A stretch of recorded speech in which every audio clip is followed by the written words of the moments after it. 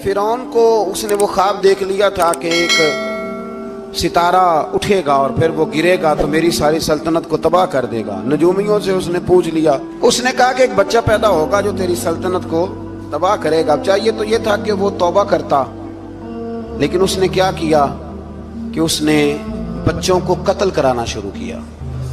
युज़ब्बिहूना अबनाअकुम, ज़िबा करा देता था तुम्हारे बेटों, और बच्चियों को वो जिंदा रखता था। तो हजरत मूसा जब पैदा हुए तो उनकी वालदा ने पता क्या किया, उनको एक संदूक में बंद करके दरिया में बहा दिया। अब दरिया में बहते जा रहे हैं तो माँ थी तो परेशान भी हो गई, उनकी हमशीरा को कहने लगी जरा ध्यान रखना किधर जाते हैं। हजरत मूसा अलैहिस्सलाम दरिया में बहते बहते ना फिरौन ने ना दरिया के किनारे मकान बनाया हुआ था। आपको पता है बादशाहों का ज़ौक होता है, आजकल हमारे जो हुक्मरान हैं उन्होंने उसका नाम फार्म हाउस रखा हुआ है, मेरा फार्म हाउस, और पुराने ज़माने में लोग डेरा कहते थे। तो उसने भी इस तरह का फार्म हाउस बनाया हुआ था। वहाँ पे हजरत मूसा अलैहिस्सलाम तैरते हुए ताबूत के अंदर, संदूक के अंदर जा रहे हैं। फिरौन और उनकी बीवी हजरत आसिया बे औलाद थी, बड़ी तड़प थी बेटे की, वो भी वहाँ खड़ी थी। संदूक तैरता हुआ आया तो फिरौन ने कहा कि जाओ पकड़ के लाओ, देखो क्या है। जब वो लेके आए ना तो आपकी हमशीरा जो निगरानी कर रही थी परेशान होगी कि ये तो उसके हाथ लग गए, ये तो अब मार डालेगा। लेकिन जब खूबसूरत और चमकता हुआ बच्चा देखा तो बीबी आसिया कहने लगी ये बनी इसराइल का है ही नहीं, ये तो पता नहीं कहाँ से बहता हुआ यहाँ आ गया है, तू ऐसे ही छोड़, ये पता नहीं कहाँ से यार, रख ना ले, रख ना ले। तो हजरत मूसा अलैहिस्सलाम वो कहने लगा नहीं उन्हीं के हैं, मूसा अलैहिस्सलाम उसी के हैं। तो आसिया कहने लगी तेरे तो सर पे ना बस भूत ही सवार हो गया, हर वक्त वही लोग तुझे याद रहते, ये पता नहीं कहाँ से बह के आया। अब रख लिया, मान गया फिरौन। आप फिरौन के घर में जो इसलिए बच्चे मरवा रहा था कि मेरी सल्तनत हजरत मूसा पैदा ना हो जाए, तो उसी के घर में परवरिश पाने लगे, उसी के घर में। अब औरतें मंगाई गई दूध पिलाने के लिए, तो हजरत मूसा अलैहिस्सलाम किसी बीबी का दूध नहीं पीते, तो आपकी हमशीरा ना वहीं दाएं बाएं घूमती रहती। तो कहने लगी जनाब आसिया से कि मैं एक बीबी को जानती हूँ, बड़ी साफ सुथरी है, मुझे उम्मीद है ये बच्चा उसका दूध पिएगा। तो फिरौन कहने लगा दौड़ के ला। तो अपनी वालदा को लेके आई तो हजरत मूसा ने फौरन दूध पीना शुरू कर दिया। फिरौन को फिर थोड़ा शक हुआ। एक रवायत यूं भी लिखी है बाज लोगों ने कि फिरौन एक दिन उठाया हुआ था हजरत मूसा की, अभी थोड़ी सी उम्र थी, तो आपने उसकी दाढ़ी पकड़ के तो एक घूंसा दे मारा। जलाली तो शुरू से है ना। तो कहने लगा आसिया तू मान ना मान, ये बच्चा वही है। तो हजरत बीबी आसिया कहने लगी कि तुझे गलत फहमी है, ये वो नहीं है। उसने कहा देखो ना, ये तू उठाती है तो प्यार करता है, और मेरे जब करीब आता है तो इसके लबो लहजे में मैं तलखी महसूस करता हूँ। उसने कहा बच्चों को क्या पता। खैर एक तरफ उसने खाने पीने की चीजें रख दी, एक तरफ अंगारे रख दिए। वो भी हजरत आसिया कहती हैं कि तुझे समझ आए बच्चे बच्चे होते हैं। हजरत मूसा बच्चे तो थे, पर थे तो अल्लाह के नबी ना, अल्लाह के नबी थे। जब उसने कहा ना ये बच्चे हैं, तो हजरत मूसा अलैहिस्सलाम बजाए अंगारों की तरफ जाने के, नबी थे वो सीधे खाने पीने वाली चीजों की तरफ बढ़ने लगे। फिर उन कहने लगा आप बता। अल्लाह ताला ने हजरत जिब्रील को भेजा, उन्होंने कहा इधर नहीं जाना, आप उधर जाइए। तो आप आग की तरफ गए और एक कोयला उठा के जुबान पे रख लिया। तो आसिया कहने लगी समझ आई, बच्चे को क्या पता किधर जाना है किधर नहीं जाना, अगर वो इतना ही ख्याल होता, वही बच्चा होता तो आग। और बाद मुफस्सिरीन ने लिखा है ये जो हजरत मूसा दुआ मांगते थे ना, रब्बी शरह ली सदरी व यस्सिर ली अमरी, ये वो आग का अंगारा जब कोयला मुंह में रखा था ना, तो उसकी वजह से जुबान में कुछ लुकनत आ गई। तो आप दुआ करते थे कि या अल्लाह मेरी जुबान की वो बंद गिरा खोल दे, ताकि मैं खुल के फिरौन के सामने बात कर सकूं। वहीं हजरत मूसा पलने लगे, वहीं पले, वहीं जवान हुए, वहीं अल्लाह ने सारी दौलतें दी, बहन भी मिली, माँ भी मिली, और सारे अजीजों का प्यार भी मिला। उसी घर के अंदर अल्लाह ने परवरिश करके फिरौन के जुल्म से बनी इसराइल को निजात अता फरमाई। मूसा भी फिरौन के घर में पलने लगे, और जब जवान हो गए तो फिरौन के यहाँ जो जुल्म होता था हजरत मूसा उस पर बोल पड़ते थे, जलाल फरमाते। तो फिरौन फिर नाराज नाराज रहने लगा, यहाँ तक कि उसने आपको निकाल दिया آپ تشریف لے گئے وہاں سے.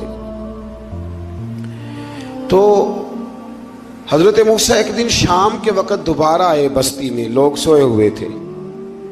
تو دو آدمی، ایک بنی اسرائیل میں سے اور ایک فرعون کی اپنی قوم میں سے، وہ دونوں آپس میں جھگڑ رہے تھے. لیکن وہ جو حضرت موسیٰ کی بنی اسرائیل کی قوم کا شخص تھا، اس پر وہ قبطی، وہ جو فرعون کے قریبی لوگوں میں سے تھا، وہ ظلم کر رہا تھا اور بوجھ اٹھانے کی بات کر رہا تھا.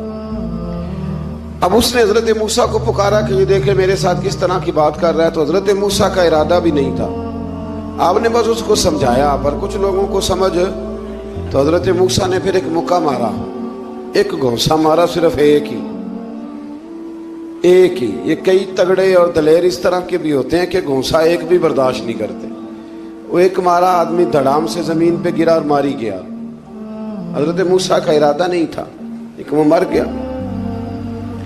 حضرت موسیٰ علیہ السلام نے اس بات پر اپنے رب سے استغفار بھی فرمائی. قرآن کہتا ہے کہ انہوں نے معافی چاہی کہ اللہ میرا ارادہ نہیں تھا. بہرحال اگلے دن نا حضرت موسیٰ دوبارہ آئے.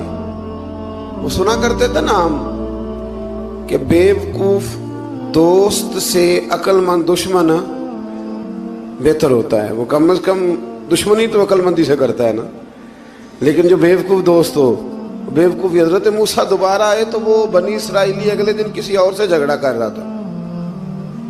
پھر اس نے مدد کے لیے پکارا تو حضرت موسیٰ کہنے لگے مجھے لگتا یہ ہے کہ تیری عادت ہے، تو خود بڑا جھگڑالو ہے، تو نے روز نیا جھگڑا شروع کیا ہوتا ہے. حضرت موسیٰ جب اس کی طرف بڑھے نہ ڈانٹنے کے لیے تو اس نے شور کرنا شروع کر دیا. کہنے لگتا ہے جس طرح آپ نے اسے کل قتل کیا تھا مجھے بھی قتل ہی کریں گے. یہ انسانوں کا مزاج ہے کہ آپ جب تک کسی کے طبیعت کے مطابق چلیں گے وہ راضی رہتا ہے، اور ذرا آپ اس کی طبیعت سے ہٹتے ہیں تو وہ شور کرتا ہے. اس نے کہا جی آپ مجھے بھی لگتا ہے ماریں گے. حضرت موسیٰ کلیم اللہ علیہ نبینا علیہ السلام کے بارے میں جب اس نے شور کیا تو بات پھر فرعون کے دربار تک گئی. وہ تو پہلے ہی بہانہ تلاش کر رہا تھا. اس نے کہا ڈھونڈو، پکڑو اور معاذ اللہ شہید کریں گے.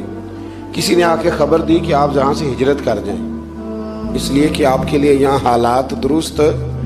اور بھائی یہ چھوڑ دیا کریں بات کہ فلاں آدمی کے حق میں فلاں جگہ حالات کیسے خراب ہوئے. تو نبی کریم علیہ السلام مکہ چھوڑ کے کیوں آئے؟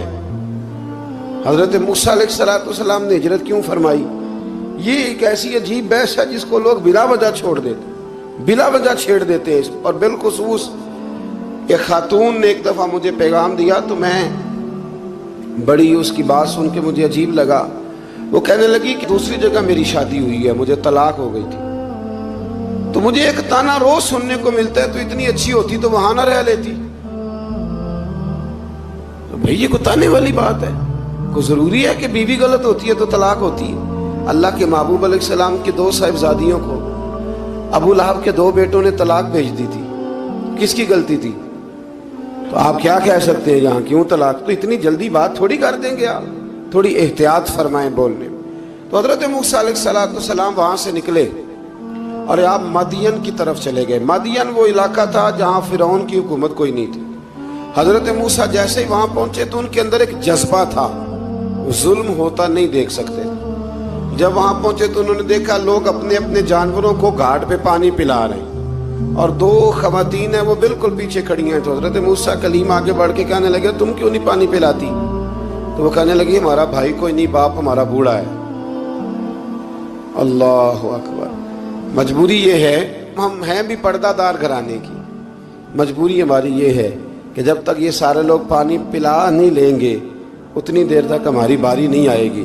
تو حضرت موسیٰ کلیم اللہ علیہ السلام فرمانے لگے اچھا یہ بات ہے تو جانور مجھے دو. وہ ہو یہ رہا تھا کہ چونکہ مرد پانی پلا رہے تھے تو اور جتنے بھی مرد آتے جاتے تھے وہ گھستے جاتے تھے اور عورتیں بیچاری کھڑی تھیں. حضرت موسیٰ جھٹ سے آگے بڑھے، پیچھے ہٹو. ان 2 خواتین پاک باز عورتوں کے جانوروں کو پانی پلایا اور پھر آپ دوبارہ وہیں بیٹھ گئے. وہ بیبیاں جلدی جلدی گھر گئیں، جا کے اپنے والد سے کہنے لگی ابا جی کمال ہو گیا، اس بستی میں ایک ایسا آدمی ملا ہے جو عورتوں کی طرف دیکھتا ہے تو نیکی کرنے کے لیے آگے بڑھتا ہے، جو مجبور اور بے کس کے لیے اچھے جذبات رکھتا ہے. فرمایا جلدی لاؤ. कुछ मुफस्सिरीन और तरफ भी गए हैं, लेकिन जमहूर ने लिखा है कि वो हजरत शुएब अलैहिस्सलाम थे। हजरत शुएब ने घर बुलाया, अपनी एक बेटी को भेजा, फरमाया बेटे बुला के लाओ। वो जब घर आए तो आप फरमाने लगे आप मेरे साथ उजरत तय कर लें, 8 साल या 10 साल आप मेरी बकरियों को चराएं, मेरे घर में रहें। और फिर फौरन ही फरमाने लगे अगर आप हमारे घर में रहेंगे, देखभाल करेंगे, तो मैं अपनी एक बेटी का निकाह भी आपके साथ कर दूंगा। तो 8 से 10 साल हजरत मूसा ने वहां क़याम फरमाया। और फिर जब आपका निकाह हो गया तो आप अपनी बीवी को लेके मिस्र की जानिब जा रहे थे, तो रास्ते में ना ठंड ज्यादा हो गई, तो अपनी ज़ौजा से कहने लगे वहां आग जल रही है, मैं तेरे लिए आग लेके आता हूं ताकि तू ताप सके, गर्मी हासिल कर सके। वहां गए तो दरख्त से आवाज आई, मूसा मैं तेरा रब हूं। दरख्त से आवाज आई, मूसा मैं तेरा रब हूं। और हजरत मूसा कलीमुल्लाह को वहां वही आनी शुरू हुई। वहां वही अल्लाह ताला ने उन्हें वो असा अता फरमाया जो फिर बाद में अज़दहा बनता था। रब करीम ने वहीं हजरत मूसा कलीम को वहीं यदे बैज़ा अता फरमाया। अपना हाथ गिरेबान में डाल के निकालते थे तो चांद और सूरज की तरह रोशनी दिया करता था। यदे बैज़ा लिए बैठे हैं अपनी। मैं कभी कभी कहा करता हूँ कि मौला के देने के अंदाज बड़े अनोखे हैं। भाई यूसुफ को कुएं में फेंकते हैं तो अल्लाह मिस्र का हुक्मरान बना देता। तो फिर हजरत मूसा वहां से वापिस आए और आकर के आपने दोबारा वो सारा निज़ाम जिंदगी शुरू फरमाया। मूसा अलैहिस्सलाम ने उनको दावत हक दी और कहा कि मैं तुम्हारे पास वाज़े निशानियां लाया हूं, बनी इसराइल को मेरे साथ भेज दो।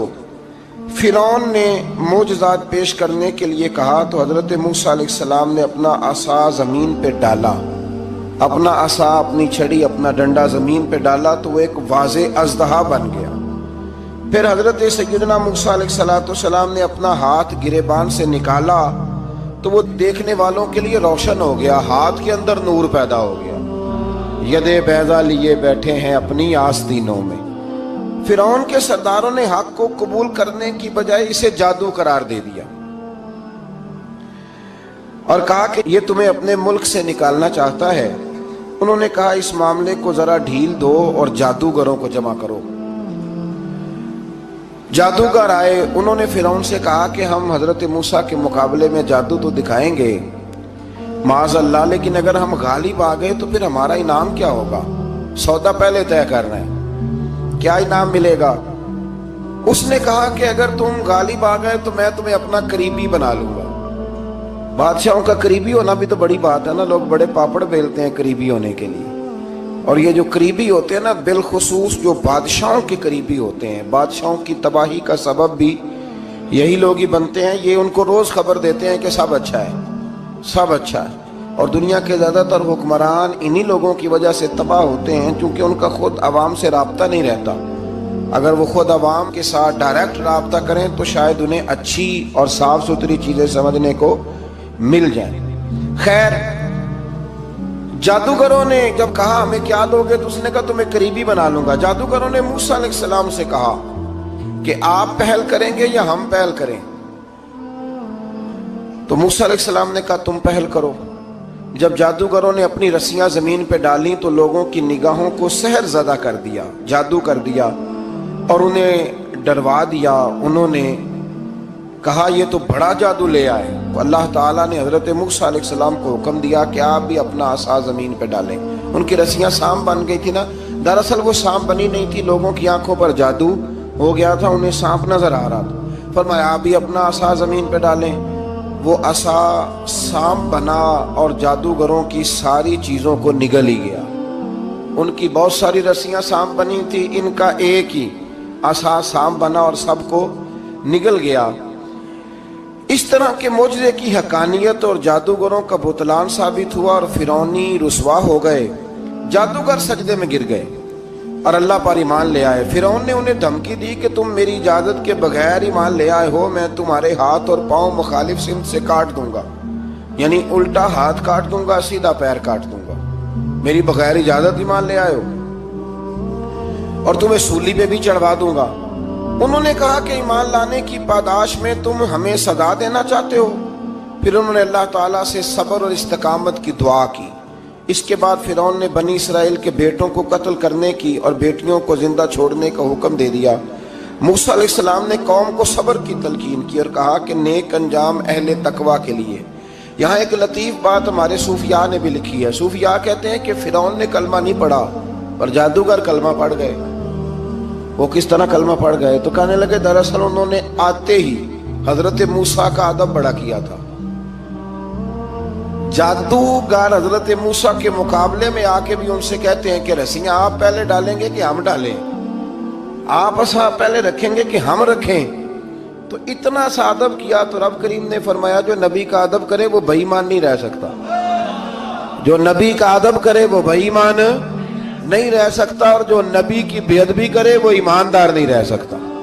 ختم ہو گئی بات۔ یہاں ہمارے صوفیاء نے یہ بات لکھی ہے کہ چونکہ انہوں نے آتے ہی کہا تھا کہ آپ پہلے ڈالیں گے یا ہم پہلے ڈالیں، تو حضرت موسیٰ سے انہوں نے پوچھ لیا، نبی کے پوچھے بغیر پہل نہیں کی تو اللہ نے انہیں ایمان کی دولت عطا کر دی۔ اللہ تعالیٰ نے فرعونیوں پر قحط سالی کا عذاب نازل کیا۔ فرعونیوں کا طریقہ یہ تھا کہ اچھائی کو اپنا کمال گردانتے تھے، کہتے تھے یہ ہماری طرف سے، اور برائی کو معاذ اللہ بدشگونی کے طور پر موسیٰ علیہ السلام کی طرف منسوب کرتے تھے، کہتے تھے معاذ اللہ آپ کی وجہ سے یہ سارا کچھ ہو رہا ہے۔ ہوتے نا، نہیں کہتے ہیں جب سے میں وہاں گیا ہوں تب سے۔ ہمارے بزرگ ایک لطیفہ بھی سنایا کرتے تھے کہ کسی زمیندار نے نماز پڑھنی شروع کی تھی تو اس کے جانور مرنے شروع ہو گئے۔ اب لوگ سمجھتے ہیں کہ معاذ اللہ شاید یہ کسی بزرگ کے سبب سے ایسا ہے، حالانکہ یہ تو اللہ کی طرف سے آزمائش ہوتی ہے، اس کی حکمتیں ہوتی ہیں۔ اللہ تبارک و تعالیٰ نے ان پر عذاب کیا نازل کیا؟ آیت نمبر 130 اور 143 کا بھی آپ سورہ اعراف کی پڑھیں تو اللہ تعالیٰ نے ان پر ٹڈیوں کا، جموں کا، مینڈکوں کا اور خون کا عذاب نازل کیا۔ یہ کس قسم کا عذاب ہے؟ جمعے پڑ گئے، ٹڈیاں آ گئیں، یہ اللہ نے عذاب نازل کیا۔ جب وہ عذاب میں مبتلا ہوئے تو موسیٰ علیہ السلام سے کہا کہ آپ اللہ سے دعا کریں کہ ہم سے یہ عذاب ٹل جائے، اگر ایسا ہوا تو ہم ایمان لے آئیں گے، بنی اسرائیل کو بھی آزاد کر دیں گے۔ لیکن موسیٰ علیہ السلام کی دعا کے نتیجے میں جب عذاب ٹل جانے کے بعد فرعونی پھر اپنے وعدے سے پھر گئے۔ بنو قریظہ والوں نے بھی کئی دفعہ حضور سے وعدے کیے پر اپنے وعدوں پر قائم۔ ایک بات آپ سے یہاں روک کے عرض کر دوں، ہم بھی کئی دفعہ کہتے ہیں ذرا بریک کبھی گاڑی کی نہیں نہ لگتی تو ہم ارادہ کرتے ہیں کہ آج سے ہی نماز شروع کر دینی ہے۔ ذرا طبیعت زیادہ لیل ہوتی ہے تو ارادہ کرتے ہیں نا کہ بھائی آج کے بعد ہم نے نیک، پھر کیا ہوتا ہے؟ شفا ہو گئی تو چھٹی ہو گئی۔